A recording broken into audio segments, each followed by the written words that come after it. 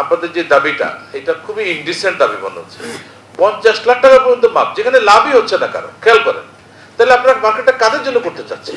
তার মানে হলো আপনি এখানে একদম অলিগারদের জন্য করতে চাচ্ছেন। তারা এখান থেকে এসে যেভাবে হোক প্রফিট করে নিয়ে যাবে, একটা পয়সাও ট্যাক্স দিবে না, এবং এটা তো জিরো সাম গেম মার্কেটে। যারা বছরে 100 কোটি টাকা ইনকাম করতে পারবে আপনাদের হিসাবে, তাদেরকে মাফ করে দিতে হবে।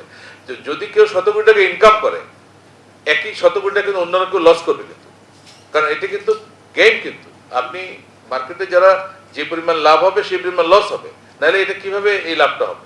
এটার অ্যাডভোকেসি আপনারা কেন করছেন? আমার মনে হয় এটা আপনারা ঠিক করছেন না। আমরা আপনাদের প্রতি পুরো জিনিসটা অ্যানালাইসিস করে আমি এখানে জয়েন করার পরপরই আপনারা চাওয়ার আগেই আমি কিন্তু আপনাদের এই 15% নিয়ে আসছি। এটা কিন্তু খুবই যৌক্তিক, তাও 50 লাখ টাকার উপরে গেলে। মানে এই একটা ইস্যুতে আমার মনে হয় যদি আপনারা কথা বলেন, তাহলে আপনাদের অন্যান্য দাবি দাওয়াগুলো হালকা হয়ে যাবে।